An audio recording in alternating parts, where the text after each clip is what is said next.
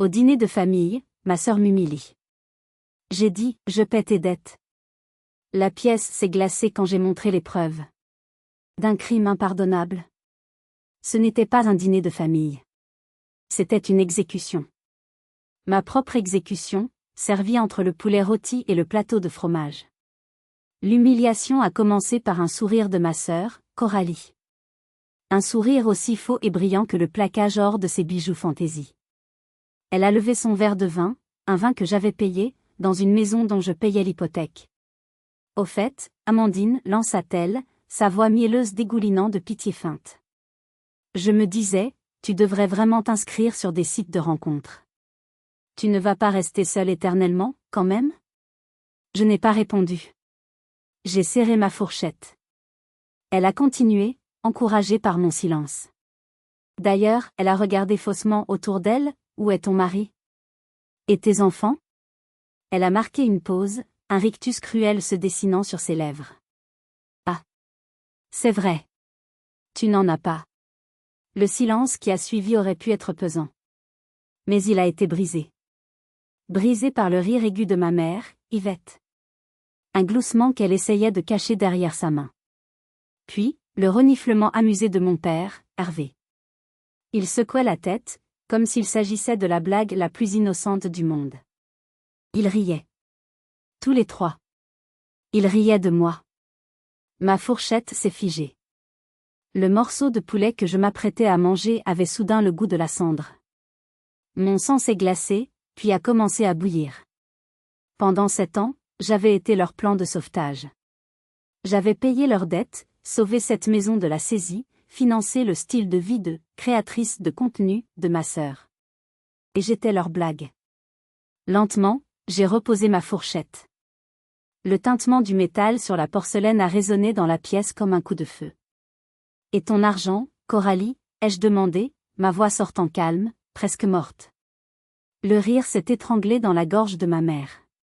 Coralie a figé. Pardon? Ton argent, ai-je répété. L'argent pour payer ton loyer, ton téléphone, cette robe que tu portes. Il vient d'où? Je n'ai pas attendu sa réponse. Ah. C'est vrai. Il vient de moi. Je paie tes dettes. Jusqu'à aujourd'hui. La pièce s'est glacée. Mais ce que je ne savais pas encore, c'est que cette humiliation n'était rien. Ce n'était que la partie visible d'une trahison bien plus profonde. Ce que j'allais découvrir plus tard n'était pas une simple moquerie. C'était un crime. Un crime impardonnable. Avant de vous raconter comment ce silence pesant s'est transformé en la plus grande bataille de ma vie, j'aimerais prendre une seconde pour me connecter avec vous. Je vous parle depuis mon appartement à Orléans. Dites-moi dans les commentaires, d'où est-ce que vous m'écoutez?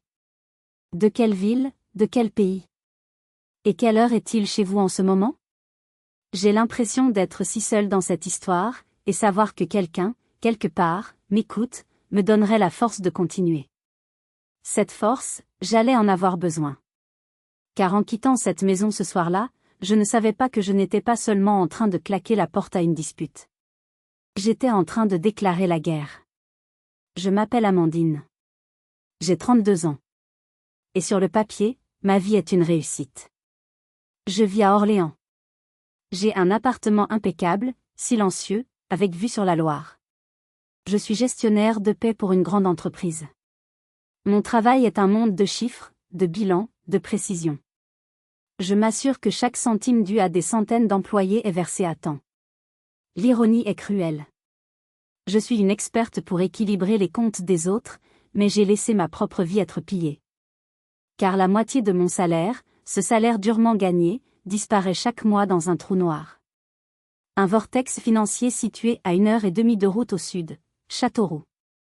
Ma famille. Ma mère, Yvette, est une ancienne aide-soignante. Elle a pris une retraite anticipée pour un mal de dos chronique. Une douleur qui semble étrangement s'amplifier autour du 25 du mois, juste avant que les factures ne tombent. Mon père, Hervé, était courtier en assurance. Il a perdu son emploi il y a 5 ans et n'a jamais vraiment essayé d'en retrouver un. Il passe ses journées à réseauter, ce qui signifie lire le journal en attendant que le téléphone sonne. Son estime de soi, brisée par le chômage, s'est transformé en une sorte de droit acquis. Il estime que le monde lui doit réparation. Et en attendant, c'est moi qui paie. Et puis, il y a Coralie. 28 ans. Ma cadette. La créatrice de contenu. Son Instagram est un défilé de brunch, de nouvelles tenues et de poses étudiées. Ce qu'elle ne montre pas, ce sont les messages qu'elle m'envoie à 3 heures du matin. Mandy, je suis désolée, j'ai eu un imprévu, tu peux me faire un Lydia de 200 €? Je te jure que je te rembourse le mois prochain. Elle ne rembourse jamais. Pourquoi? C'est la question que je me suis posée 1 million de fois. Pourquoi ai-je laissé faire ça? La culpabilité, bien sûr. L'éducation. Je suis l'aînée. La responsable. Celle qui a réussi. Mais il y a une raison plus profonde. Une encre plantée dans mon passé. Il y a 5 ans, j'avais tout pour partir. Une promotion m'attendait à Lyon. Un poste incroyable. Il y avait aussi Mathieu. Un homme bien, un homme patient, qui m'aimait. Nous avions visité des appartements. Mes cartons étaient faits. J'étais à 1 semaine de ma nouvelle vie. C'est la Kivette a appelé. En larmes. Une crise de panique. Hervé était au plus mal, il parlait de « faire une bêtise ». La banque menaçait de saisir la maison de Châteauroux. « Tu ne peux pas nous faire ça, Amandine », sanglotait-elle. « Tu es notre pilier. Si tu pars, tout s'effondre. » Je suis restée. J'ai déballé mes cartons. J'ai refusé la promotion. Mathieu a attendu. Il m'a soutenue. Puis, il s'est lassé de n'être que le second choix, après ma famille. Il est parti. J'ai sauvé la maison. J'ai sauvé mes parents. Mais j'ai perdu ma vie. Je m'étais convaincue que ce sacrifice serait reconnu. Qu'un jour, ils me regarderaient avec gratitude. Ce dimanche soir, en entendant leur rire, j'ai compris mon erreur. Ils ne voyaient pas un pilier. Ils ne voyaient pas une sauveuse. Ils voyaient une servante. Une bonne poire. Une tirelire qui avait, en plus, le mauvais goût de ne pas avoir su garder un homme.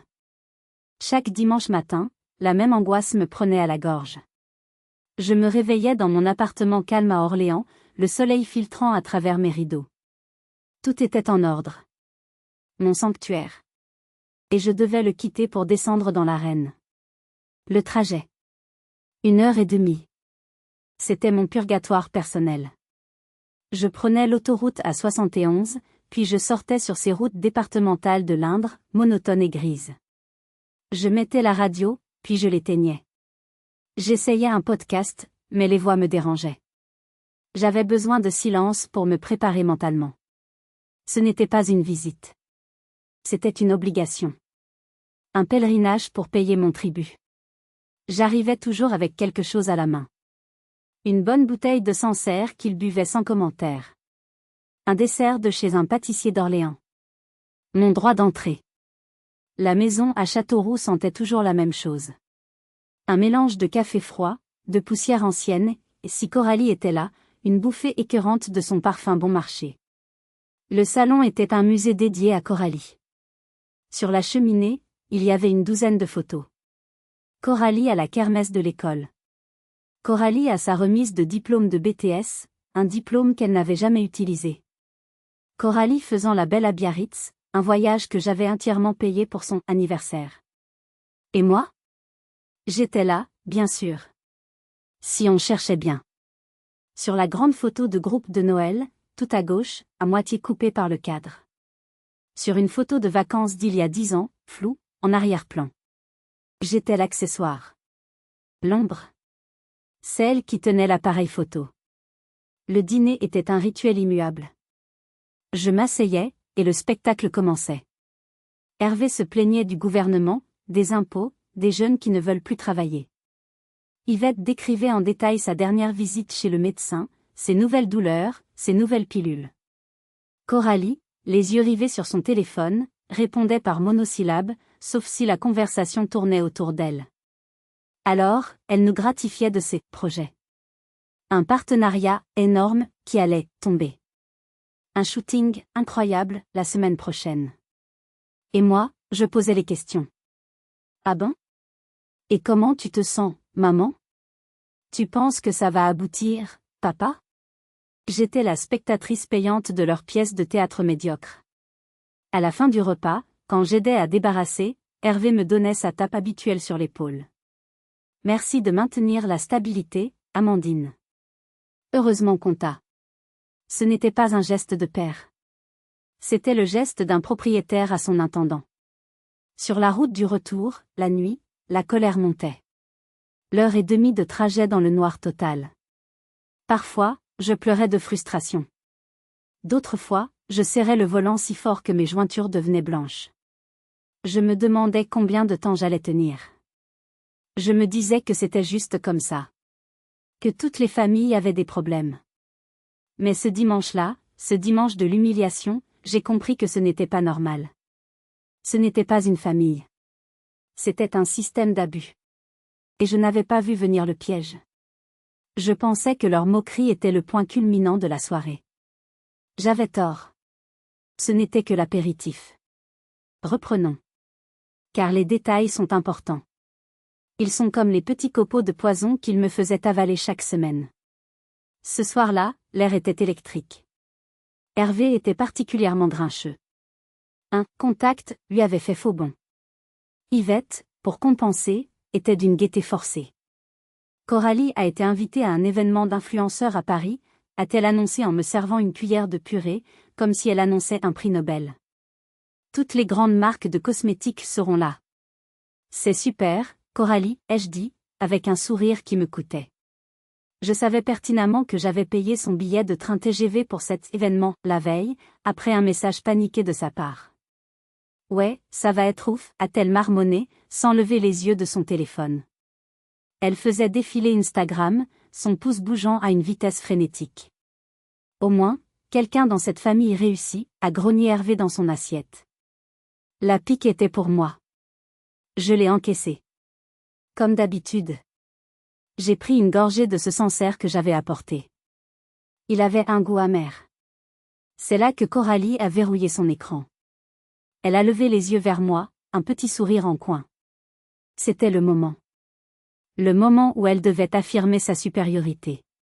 Tu sais, Amandine, a-t-elle commencé, d'un ton faussement bienveillant, tu devrais vraiment faire un effort. Sortir. Tu es toujours fourré dans tes chiffres à Orléans. C'est pas une vie. Je me suis contentée de la regarder. Je veux dire, regarde-toi. Tu es mignonne, mais tu ne te mets pas en valeur. Viens avec moi à Paris. Je te présenterai des gens. Tu pourrais enfin te trouver quelqu'un.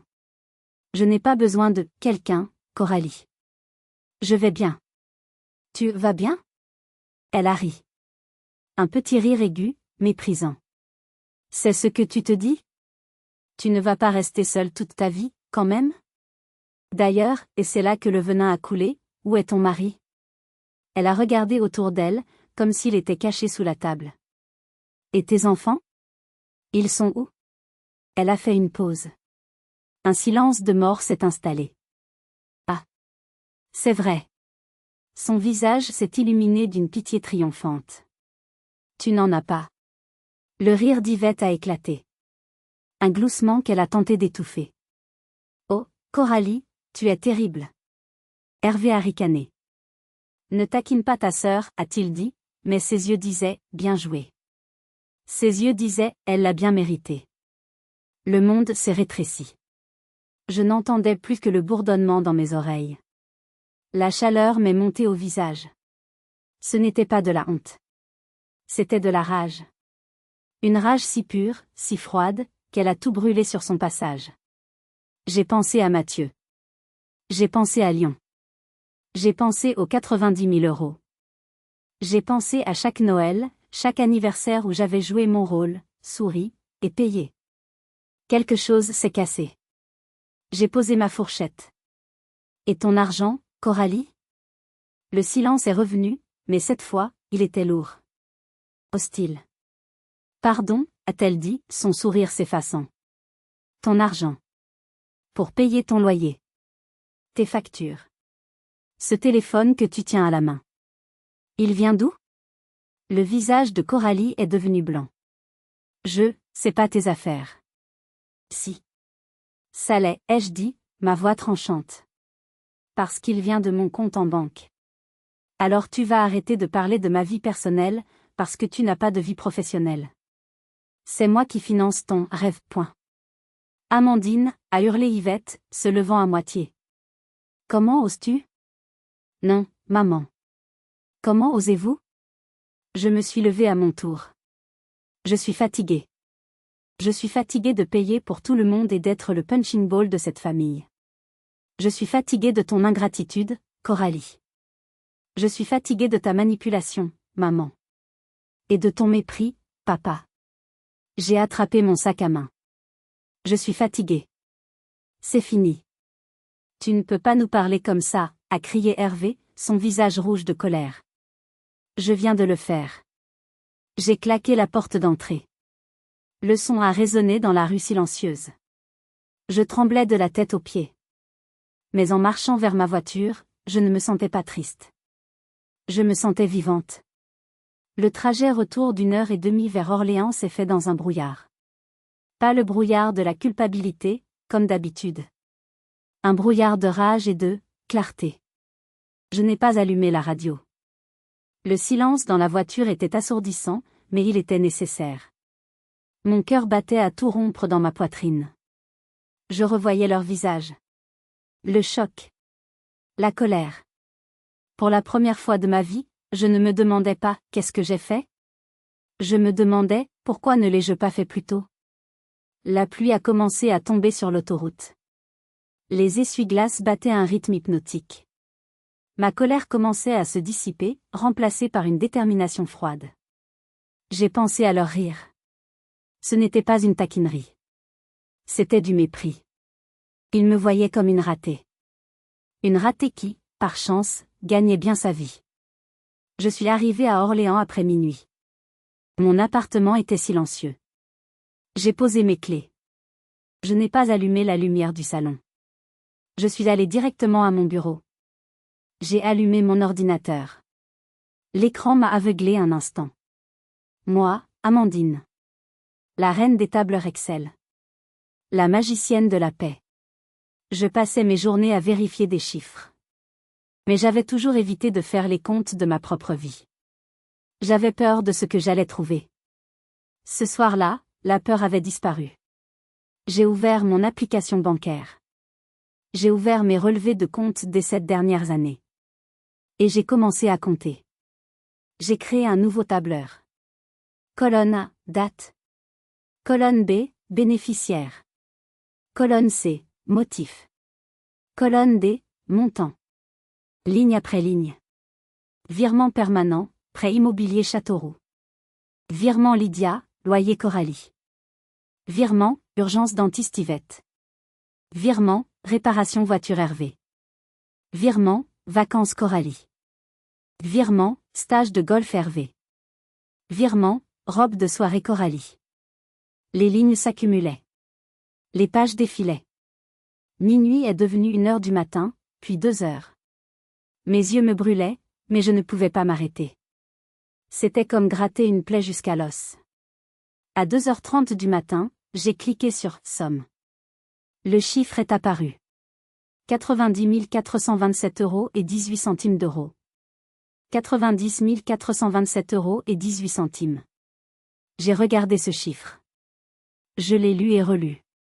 C'était plus qu'un apport pour un appartement. C'était le prix de ma vie.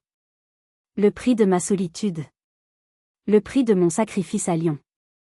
Mes mains ne tremblaient plus. J'ai ouvert l'onglet « Virement ». J'ai vu le virement automatique programmé pour le lendemain, le 1er du mois. Prêt immobilier Châteauroux, 650 €. J'ai déplacé ma souris. J'ai cliqué sur « Gérer ». L'option est apparue « Annuler ce virement permanent ». Une petite fenêtre pop-up s'est ouverte. Êtes-vous sûr de vouloir annuler ce virement? J'ai pensé au rire d'Yvette. Au ricanement d'Hervé. Au mépris de Coralie. J'ai pensé à Mathieu.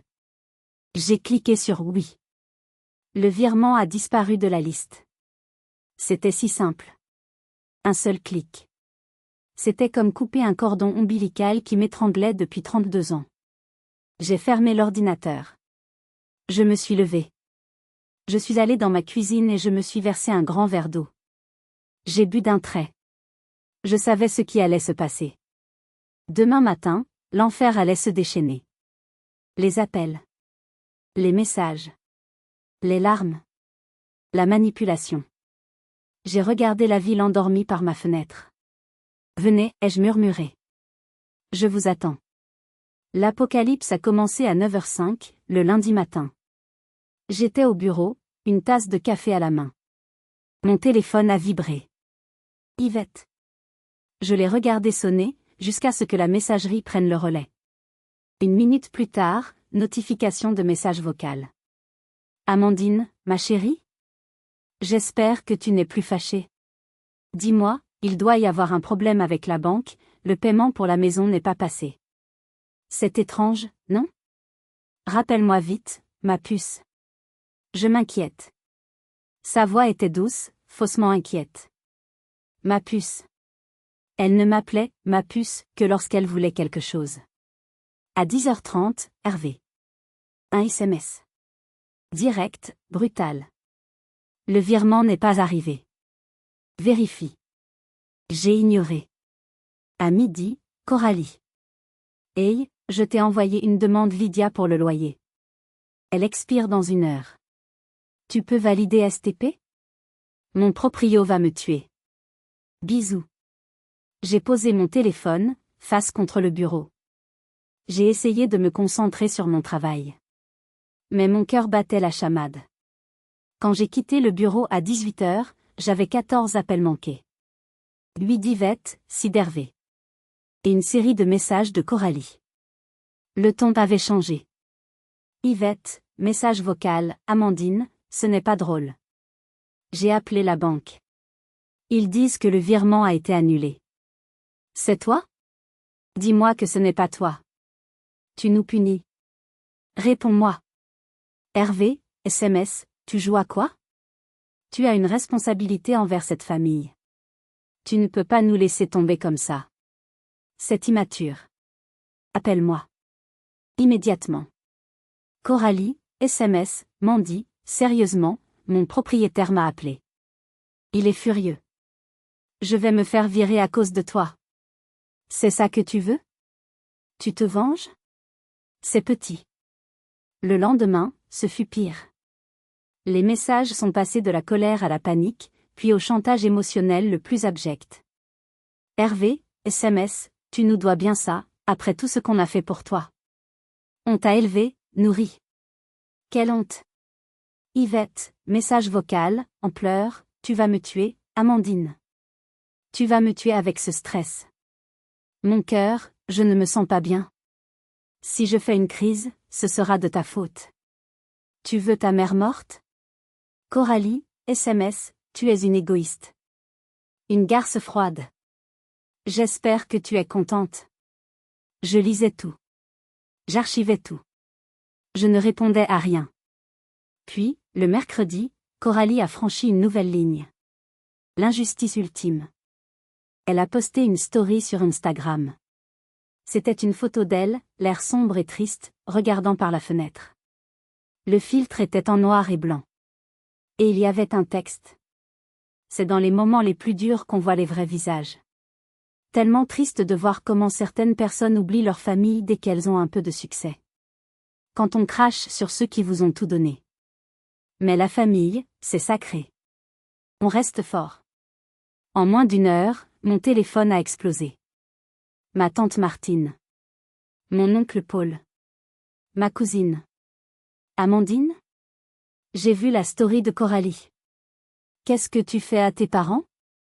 Ta mère est malade d'inquiétude. Honte à toi. Être humilié en privé était une chose. Être calomnié publiquement, par la personne même que je finançais, me donnait la nausée. Elle me faisait passer pour le bourreau, alors que j'étais la victime depuis une décennie. Que auriez-vous fait à ma place? Est-ce que vous auriez répondu publiquement sur Instagram? Est-ce que vous auriez appelé votre tante pour lui dire la vérité? Ou est-ce que vous auriez continué à garder le silence? Dites-moi dans les commentaires ce que vous auriez fait, car à ce moment-là, je me sentais complètement perdue et seule face à leur manipulation. Je n'ai pas répondu. J'ai fait une capture d'écran de la story. Je l'ai ajoutée à mon dossier. Le vendredi soir, un SMS d'Hervé est tombé. Froid. Impérial. Viens dimanche. Il faut qu'on parle. Ce n'était pas une invitation. C'était une convocation. Un ordre. J'ai regardé le message. D'accord, ai-je murmuré. Parlons. Mais cette fois, ce ne serait pas moi qui apporterais le vin. Ce serait moi qui apporterais l'épreuve. Le trajet d'1 heure et demie vers Châteauroux, ce dimanche-là, était le plus étrange de ma vie. Je n'avais pas la boule au ventre habituelle. Je n'avais pas de larmes de frustration. Je ressentais un calme étrange. Froid. Métallique. Sur le siège passager, il n'y avait pas de gâteau. Il y avait un dossier. Un gros dossier à élastique, lourd de cette année de preuve. J'avais passé mon samedi à tout imprimer. Les relevés bancaires, avec les 90 000 € surlignés. Les captures d'écran des messages de Coralie. La story Instagram calomnieuse. Tout.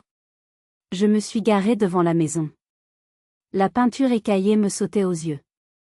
J'ai réalisé que c'était moi qui avais payé le dernier devis de peinture, il y a 4 ans.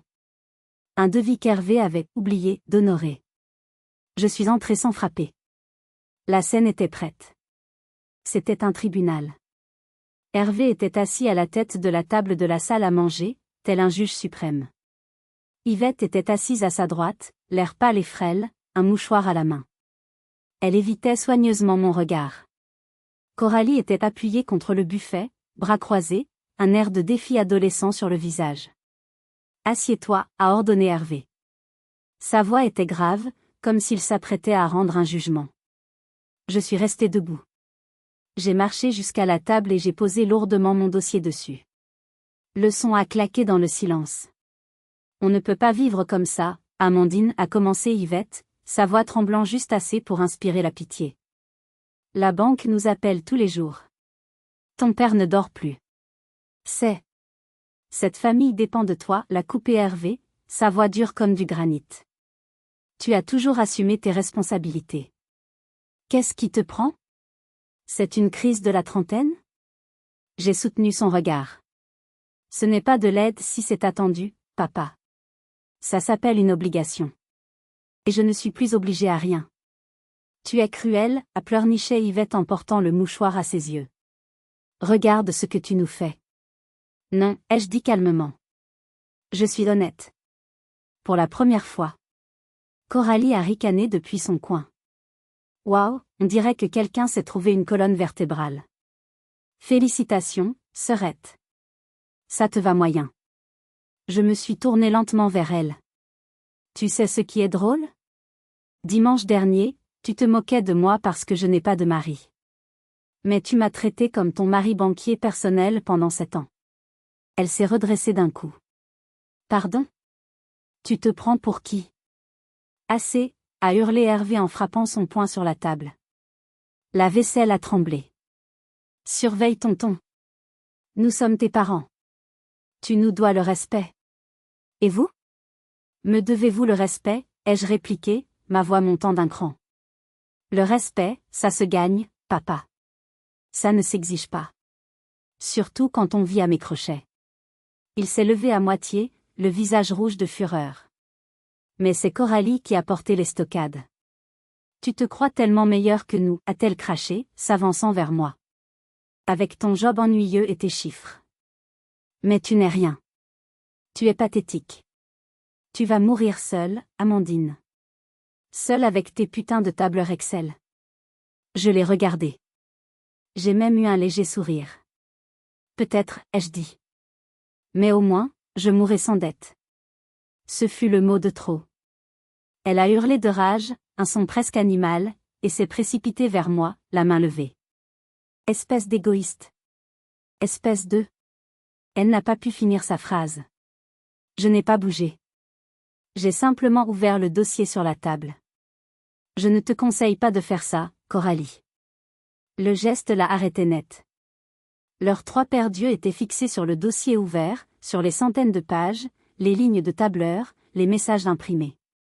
« C'est que ça ?» a demandé Hervé, sa voix soudainement moins assurée. « Les archives, ai-je dit. L'addition. Le prix de ma servitude. » Leur visage était figé. Ils pensaient que c'était ça, ma bombe. Ils pensaient que j'étais venu négocier. Ils n'avaient aucune idée du véritable arsenal que je détenais.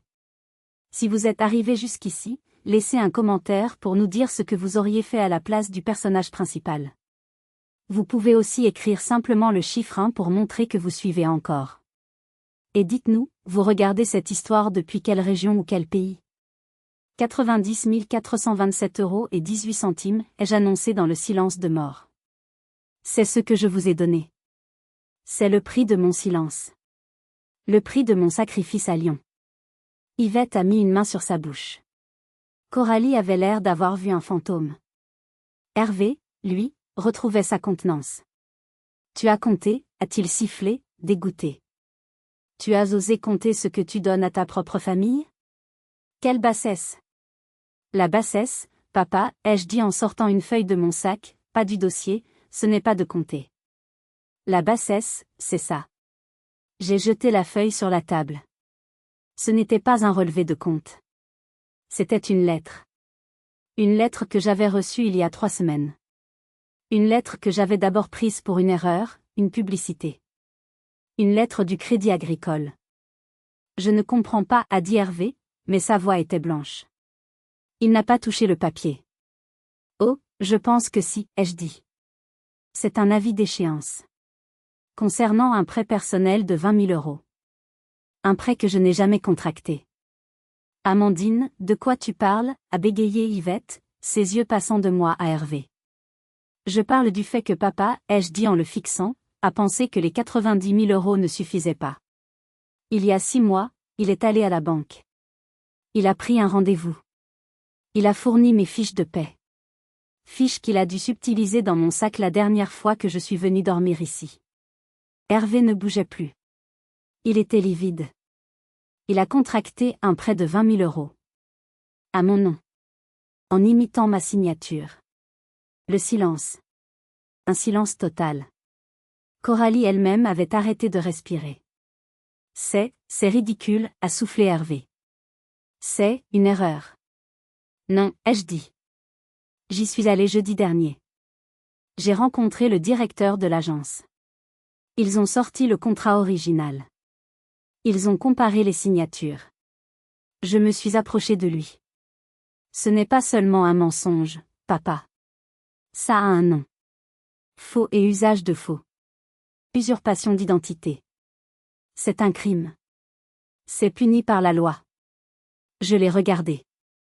J'ai cherché une trace de remords. De honte. Je n'ai vu que de la fureur. La fureur d'avoir été découvert. Il ne se sentait pas coupable de l'avoir fait. Il se sentait en droit de le faire. Mon argent était son argent. Mon identité était la sienne. Tu es allé à la banque, a haleté Yvette. Tu as parlé à des étrangers, de nos problèmes ? Oh, je n'ai pas fait que ça. J'ai sorti une carte de visite de ma poche et je l'ai jetée sur la table, à côté de la lettre. J'ai engagé une avocate. Maître Sonia Kalfala. Elle est spécialisée dans les fraudes bancaires et les abus financiers familiaux. Elle adore ce genre de dossier. Le mot « avocate » a eu l'effet d'une grenade dégoupillée. Tu ne peux pas, a dit Yvette, se levant. On est ta famille. Tu ne peux pas nous faire ça. Vous m'avez fait ça, ai-je crié, ma voix se brisant enfin. Vous avez cessé d'être ma famille à l'instant où Hervé a signé « Amandine » au bas de ce contrat. Vous m'avez traité comme une banque, pas comme une fille. J'ai repris mon souffle. J'ai rassemblé mes affaires. Voici ce qui va se passer. Vous avez 30 jours. 30 jours à partir de demain pour que ce prêt frauduleux soit annulé ou transféré à votre nom. 30 jours pour que la banque entame la procédure pour retirer mon nom de l'hypothèque principale de cette maison. 30 jours pour me rembourser les 3 mensualités que j'ai déjà payées sans le savoir pour votre putain de prêt. Et si on ne le fait pas, a grogné Hervé, essayant de retrouver une once d'autorité. Si dans 30 jours, ce n'est pas fait, Maître Kalfala déposera plainte au pénal pour usurpation d'identité, faux et usage de faux, et abus de confiance. La bombe était lâchée. J'avais gagné. Je le savais. Mais la guerre n'était pas finie. Le premier à craquer fut Yvette. Les larmes sont venues. Mais ce n'étaient plus les larmes de pitié calculées. C'était la panique. Une panique pure et laide. Amandine, ma chérie, a-t-elle sangloté, s'approchant de moi, essayant d'attraper ma main. Je l'ai retirée. Tu ne comprends pas. C'était pour la maison. Les factures? Ton père, il était si stressé. Nous pensions juste. Vous pensiez juste que je nettoierais, les jeux coupés, ma voix froide. Vous pensiez que je ne verrais rien. Et que même si je voyais, je paierais en silence. Comme toujours. Vous n'avez pas pensé. Vous avez compté dessus, point. Hervé s'est redressé. Sa chaise a raclé le sol. Il a tenté sa dernière carte, l'intimidation physique. Il s'est approché de moi jusqu'à me surplomber. Il est plus grand que moi, plus massif. Tu crois vraiment pouvoir nous menacer, a-t-il dit d'une voix basse, dangereuse, son visage à quelques centimètres du mien. Je n'ai pas reculé d'un centimètre. J'ai levé les yeux vers lui, dans les siens. Non. Je ne te menace pas, papa. Je te donne un calendrier.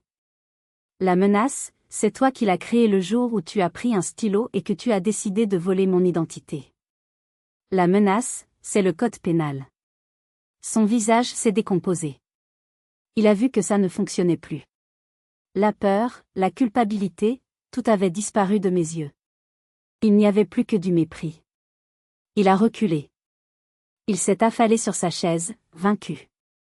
Coralie, elle, était restée figée. Elle n'avait pas bougé. Elle regardait le vide. Son visage était blanc. Elle venait enfin de comprendre.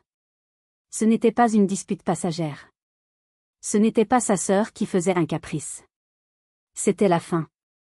La fin des virements. La fin de son style de vie. La fin de la banque, Amandine. Ses yeux se sont remplis de larmes. Des larmes de rage, mais surtout, des larmes d'auto-apitoiement. Tu nous ruines, a-t-elle murmuré, sa voix se brisant. Tu nous détruis. J'espère que tu es fier de toi. J'ai ramassé mon sac. J'ai jeté un dernier regard à la pièce. Au poulet à moitié mangé sur les assiettes. Au visage défait de ma famille. Non, Coralie, ai-je dit doucement. Je ne vous ruine pas. Je me sauve, moi. Je me suis dirigée vers la porte. Amandine, s'il te plaît, a crié Yvette, une vraie note de panique dans la voix cette fois. Ne fais pas ça. On est ta famille. On peut arranger ça. Je me suis arrêtée sur le seuil. Je ne me suis pas retournée. Je ne voulais pas voir leur visage. J'ai passé 7 ans de ma vie à arranger ce que vous avez cassé.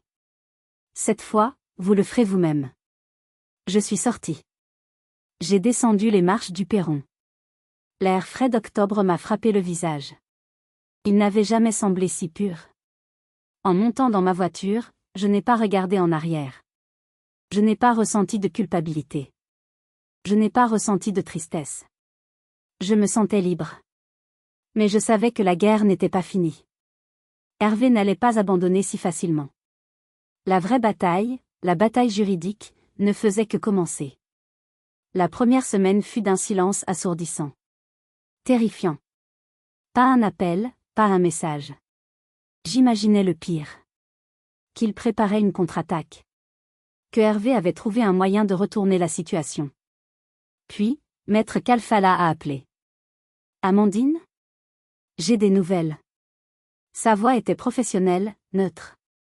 La bonne nouvelle, j'ai eu une réunion avec le service juridique de la banque. Ils ont expertisé la signature sur le prêt de 20 000 €. C'est une contrefaçon évidente. Ils sont furieux. Un poids immense s'est enlevé de ma poitrine. Donc, c'est fini? Ils annulent? Pas si vite, a-t-elle dit. La mauvaise nouvelle. Votre père contre-attaque. Mon estomac s'est noué. Comment ça? Il a contacté le directeur de l'agence. Il a changé de version. Il ne nie plus la signature. Il prétend que vous étiez parfaitement au courant. Qu'il a signé, devant vous, avec votre accord verbal, point. J'ai failli vomir. Mais c'est un mensonge. Je sais, dit Maître Kalfala. Il prétend que c'était un arrangement familial, pour des raisons fiscales. Que vous paniquez maintenant et que vous essayez de vous rétracter. C'est sa parole contre la vôtre. Mais la signature est fausse. Il dit que vous lui avez dit « Vas-y, signe pour moi, ça ira plus vite ». C'est une situation compliquée. Les banques détestent les histoires de famille. Elles pourraient décider de bloquer le compte et de vous laisser vous débrouiller entre vous au tribunal, ce qui prendrait des années et vous coûterait une fortune. Ma voix tremblait. Qu'est-ce que je peux faire? Il va s'en sortir? Il bluffe, dit l'avocate. Mais nous devons lui montrer que nous avons un jeu plus fort. Il prétend que c'est un arrangement familial. Nous devons prouver que ce n'était pas un arrangement, mais un schéma d'abus financier sur le long terme. J'ai besoin de tout. Chaque facture. Chaque demande d'argent. Chaque message de menace, de manipulation. Ce week-end-là, je n'ai pas fait de poterie. Je me suis enfermée chez moi. J'ai ressorti mon dossier. Mais cette fois, je ne l'ai pas regardé avec colère. Je l'ai regardé comme une arme. J'ai passé 2 jours entiers à scanner, à organiser, à surligner. 7 ans de ma vie. 7 ans d'humiliation, de culpabilité, de colère rentrée. J'ai revu les messages de Coralie, Mandy, j'ai besoin de 100 €, c'est urgent, je te jure je te rembourse. Suivi de photos d'elle en boîte de nuit le soir même. J'ai relu les emails d'Yvette, ma chérie, le dentiste coûte une fortune. Je n'ose pas demander à ton père. J'ai relu les SMS d'Hervé, le contrôle technique de la voiture est à faire. Occupe-t'en. Chaque « ma chérie » était suivi d'un rib. Chaque « tu es notre sauveuse » était une chaîne de plus à mon cou. C'était accablant. J'ai dû m'arrêter plusieurs fois, secouée de sanglots. Des sanglots de rage. Des sanglots de honte. Honte d'avoir été si aveugle. Honnêtement, j'ai failli abandonner. J'ai failli appeler l'avocate et lui dire « laissez tomber ». La simple idée de montrer tout ça, de laver mon linge sale en public, me donnait la nausée. Si vous aussi, vous avez déjà eu l'impression d'être vidé, exploité au point de vouloir juste que tout s'arrête, que le combat est trop dur, écrivez « ça suffit » dans les commentaires. J'ai vraiment besoin de savoir que je ne suis pas la seule à avoir atteint ce point de rupture. Mais ensuite, j'ai repensé au rire de Coralie. Au regard méprisant d'Hervé. À son mensonge éhonté sur « l'accord verbal ». Non, ai-je dit à voix haute. Ça suffit. Le lundi matin, j'ai envoyé un fichier WeTransfer de 2 gigaoctets à Maître Kalfala. Mon estomac était noué. Maintenant, il n'y avait plus qu'à attendre le coup final. L'attente a duré 3 longues semaines. Les 3 semaines les plus longues de ma vie. Chaque fois que mon téléphone sonnait, mon cœur faisait un bond. Je ne dormais plus. Je mangeais à peine. Hervé avait-il un autre tour dans son sac? Puis, un mardi après-midi, le téléphone a sonné. Maître Kalfala. Amandine? Sa voix était légère. Presque enjouée. C'est terminé.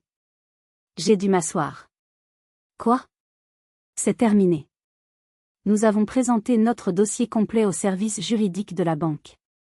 Les 90 000 € de virement, les messages de votre sœur, l'historique d'abus, la story Instagram. Ils n'en revenaient pas. Ils ont convoqué votre père ce matin. Elle a fait une pause. Apparemment, face au dossier, il s'est effondré. Il a tout retiré. Il a admis la fraude, l'imitation de signature, le mensonge de l'accord verbal. Je n'arrivais pas à parler. Les larmes coulaient sur mes joues, mais je ne faisais aucun son. La banque annule le prêt frauduleux de 20 000 € sous votre nom. Immédiatement. Ils vont se retourner contre lui personnellement pour les fonds déjà débloqués. Quant à l'hypothèque principale de la maison, ils ont accepté de commencer une procédure accélérée pour retirer votre nom, étant donné le contexte d'abus financiers prouvé. Amandine, légalement, vous êtes libre. J'ai fermé les yeux. Merci, ai-je réussi à articuler. C'est votre victoire, Amandine. Pas la mienne. J'ai raccroché. Je suis restée assise dans le silence de mon bureau pendant 1 heure. Je n'ai pas pleuré de joie. Je n'ai pas crié victoire. J'étais juste vide. Et légère. Le poids de leur existence financière venait de s'évaporer. C'était fini. 2 mois ont passé. Je n'ai eu aucune nouvelle. Pas un appel. Pas un message de haine. Rien. Un soir, par une sorte de curiosité morbide, j'ai tapé leur adresse de Châteauroux sur le Bon Coin. Et elle était là. La maison. Mon encre. Mon fardeau. À vendre. La photo principale montrait la façade, avec la peinture écaillée que je n'avais jamais fait refaire. Les volets étaient fermés. Ils n'avaient pas les moyens de la garder sans moi. Ils n'avaient pas les moyens de payer le prêt frauduleux qu'Hervé devait maintenant rembourser. Ils n'avaient pas les moyens de payer l'hypothèque principale. Je n'ai pas ressenti de joie. Ni de triomphe. Ni même de tristesse. Juste un sentiment profond et calme d'inévitabilité. Quand on construit sa vie sur le dos de quelqu'un d'autre, elle finit toujours par s'effondrer. 1 semaine plus tard, j'ai reçu un message. Yvette. Un dernier dîner avant de quitter la maison. Les cartons sont faits. S'il te plaît. Juste une fois. J'ai hésité pendant une journée entière. Puis j'y suis allée. Pas par pitié. Pas par culpabilité. Pour clore le chapitre. La maison était vide. L'écho de mes pas résonnait. Des cartons étaient empilés dans le salon. L'odeur de café froid avait été remplacée par une odeur de poussière et de carton. Ils étaient assis dans la cuisine, sur des chaises pliantes, mangeant des sandwichs sur des assiettes en carton. Hervé avait l'air d'avoir vieilli de 10 ans. Ses épaules étaient voûtées. Coralie était là, son téléphone posé face contre terre. Elle portait un vieux jogging. Yvette avait les yeux rouges. Je suis restée debout sur le seuil de la cuisine. Je ne vous exclus pas de ma vie, ai-je dit dans le silence. Mais je ne serai plus votre filet de sécurité. Si vous tombez, vous devrez apprendre à vous relever. Seul. Hervé a hoché la tête, lentement, regardant ses pieds. Yvette a pleuré, mais en silence cette fois. Coralie n'a rien dit. Pour la première fois, le silence entre nous n'était pas la guerre. C'était juste la vérité. Je suis partie. En repartant vers Orléans cette nuit-là, j'ai baissé la vitre. L'air était froid. J'ai su que ce n'était pas une fin. C'était la page blanche que j'attendais depuis toujours. La vie a repris. Mais ce n'était plus la même vie. Le silence au téléphone était étrange au début. J'avais l'habitude des urgences constantes, des vibrations de panique. Maintenant, il n'y avait plus rien. Juste ma vie. Le mois suivant, quand mon chef m'a proposé une promotion, je n'ai pas hésité. Je n'ai pas pensé, est-ce que j'aurai encore le temps de gérer les crises de ma mère? J'ai dit oui. Je suis devenue chef d'équipe paix. Plus de responsabilités, un meilleur salaire. Un salaire qui, pour la toute première fois de ma vie d'adulte, était entièrement, totalement, à moi. Avec ma première paie augmentée, je n'ai pas fait de virement à Châteauroux. Je me suis inscrite à un cours de poterie. Le mardi soir. C'est une chose que j'avais toujours voulu faire. Une chose simple, idiote. Une chose que je m'étais toujours refusée, au cas où ils auraient besoin de moi, je n'ai pas le temps, c'est de l'argent gaspillé. Le premier soir, j'ai mis mes mains dans l'argile froide et humide. J'ai senti la roue tourner sous mes doigts. C'était difficile. Mon premier pot s'est effondré. Mais je riais. Je créais quelque chose à partir de rien. Mes mains étaient enfin occupées à construire ma propre vie, pas à rafistoler la leur. Parfois, je repense à Lyon. À Mathieu. À l'opportunité manquée il y a 5 ans. Mais le regret a disparu. Je réalise que si j'étais partie à ce moment-là, je serais partie en m'excusant. Je serais partie avec la culpabilité. Je leur aurais quand même envoyé de l'argent. En restant, en affrontant le pire, en allant au cœur du mensonge, je n'étais pas partie. Je m'étais libérée. J'ai appris la leçon la plus dure qui soit. Pendant des années, j'ai cru que l'amour signifiait le sacrifice. Que pour être une bonne fille, je devais m'effacer, porter les fardeaux des autres, accepter leurs rires, leurs moqueries, leurs crimes. Mais le véritable amour, l'amour saint, ne vous vide pas. Il ne vous demande pas de mettre le feu à votre propre vie pour tenir les autres au chaud. Il n'exige pas votre paix mentale comme preuve de votre loyauté. Aujourd'hui, quand je suis assise dans mon appartement à Orléans, que je regarde le soleil se coucher sur la Loire, mon pot moche m'est fait maison sur l'étagère, je ne ressens plus de colère. Je ne ressens plus de culpabilité. Je ressens du calme. J'ai appris que dire « non » n'est pas de la cruauté. C'est du respect de soi. Et vous? Que auriez-vous fait à ma place? Auriez-vous porté plainte, ou auriez-vous pardonné au nom de la famille? Si vous avez déjà été la personne qui tenait sa famille à bout de bras pendant qu'eux essayaient de vous déchirer, si vous avez été le pilier, jusqu'à ce que vous vous brisiez, je veux vous entendre. Dites-moi dans les commentaires quelles limites vous avez dû tracer, ou celles que vous avez besoin de tracer aujourd'hui. Et si cette histoire vous a parlé, si elle a touché quelque chose en vous, alors s'il vous plaît, abonnez-vous à la chaîne. Aimez cette vidéo, et partagez-la. Parce que nous sommes nombreux, hommes et femmes, à avoir dû réapprendre à dire « non ». Et il y a encore tant d'histoires à partager. Merci de m'avoir écouté.